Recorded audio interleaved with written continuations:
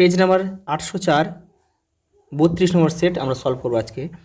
ভূপৃষ্ঠের সমতলীকরণ প্রক্রিয়া হলো পর্যায়ন। গ আমাদের উত্তর। মন্থকূপ সৃষ্টি হয় নদীর যে প্রক্রিয়ার মাধ্যমে, সেটা হচ্ছে অবঘর্ষ।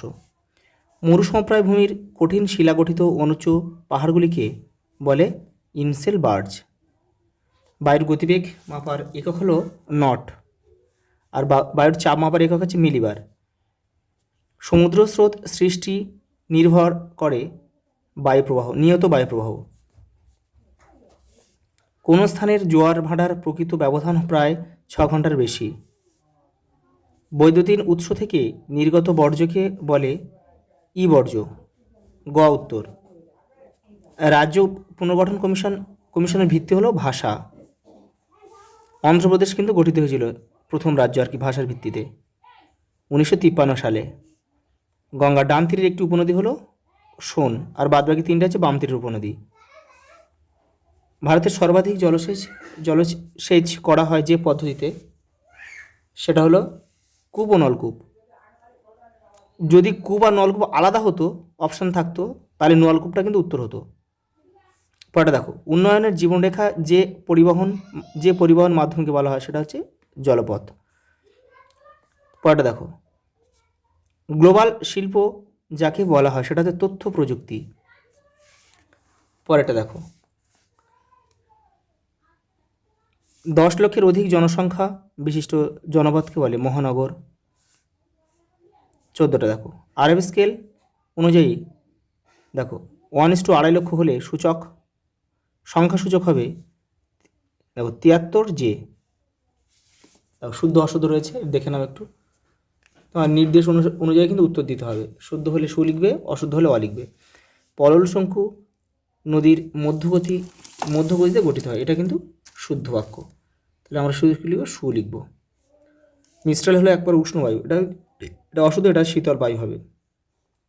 শীতল বায়ু হলে বাক্যটা সঠিক হতো। এল নিনোর বছরগুলিতে ভারতে খরার সৃষ্টি হয়, শুদ্ধ। সূর্য, চাঁদ ও পৃথিবীর সরলরৈখিক অবস্থানকে সিজিকে বলে, এটাও শুদ্ধ। শিবালিকের উত্তরে অবস্থিত উপত্যকাগুলিকে দুন বলে, এটাও শুদ্ধ। উচ্চগাঙ্গীয় সমভূমির নবীন পলিমাটিকে খাদার বলে, সঠিক বাক্য, শুদ্ধ। আর প্রাচীন পলিকে কিন্তু ভাঙ্গার বলে। ভারতের ভূসমলয় কৃত্রিম উপকূল IRS, এটা অশুদ্ধ হবে, এটা IRS হবে না, এটা ইনসার্ট হলে কিন্তু বাক্যটা সঠিক হতো। সঠিক দেখো, এবারে শূন্যস্থান দিয়েছে, দেখে নাও। বায়ুর চাপের ঢাল বৃদ্ধি পেলে বায়ুর গতিবেগ বৃদ্ধি পায়। বায়ুর গতিবেগের গতিপথের সাথে আড়াআড়িভাবে সৃষ্ট বালিয়াড়িকে কী বলে? বারখান বা তির্যক বালিয়াড়ি। পৃথিবীর কেন্দ্রাতিক বলের প্রভাবে সৃষ্ট জোয়ারকে কী বলে? গৌণ জোয়ার। দক্ষিণ ভারতের সর্বোচ্চ শৃঙ্গ হচ্ছে আনাইমুদি। ভারতের প্রথম মেট্রো রেল চালু হয় কোথায়? কলকাতায়। কত সালে? 1984 খ্রিস্টাব্দে। পশ্চিমঘাট পর্বতমালার দক্ষিণতম গিরিপথটির নাম হচ্ছে পালঘাট গিরিপথ। ফ্লাই অ্যাশ কী তৈরিতে ব্যবহার করা হয়? অধিক ব্যবহার করা হয় ইট সিমেন্ট তৈরিতে কিন্তু ইট তৈরিতে অধিক ব্যবহার করা হয়।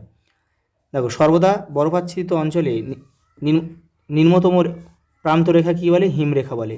পৃথিবীর কোনো একটি স্থানে দিনে কতবার জোয়ার ভাটা হয়? 4 বার।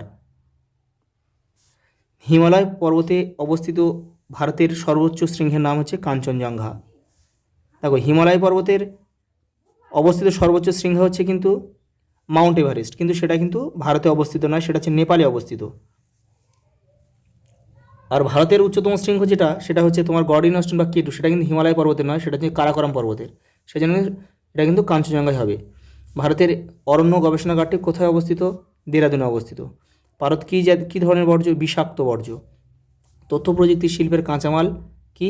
মানুষের উন্নত মেধা বা উন্নত বুদ্ধি।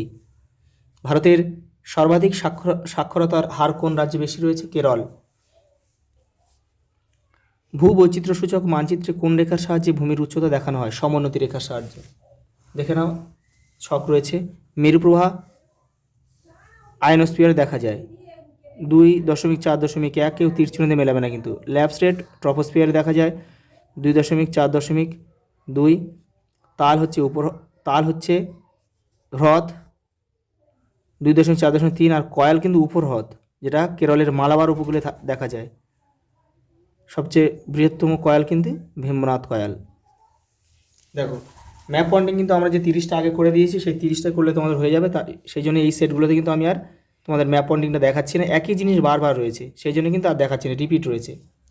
তোমরা শুধু শর্ট প্রশ্নগুলো করো, হয়ে যাবে। আজ এই পর্যন্ত, দেখাবে পরের ভিডিওতে।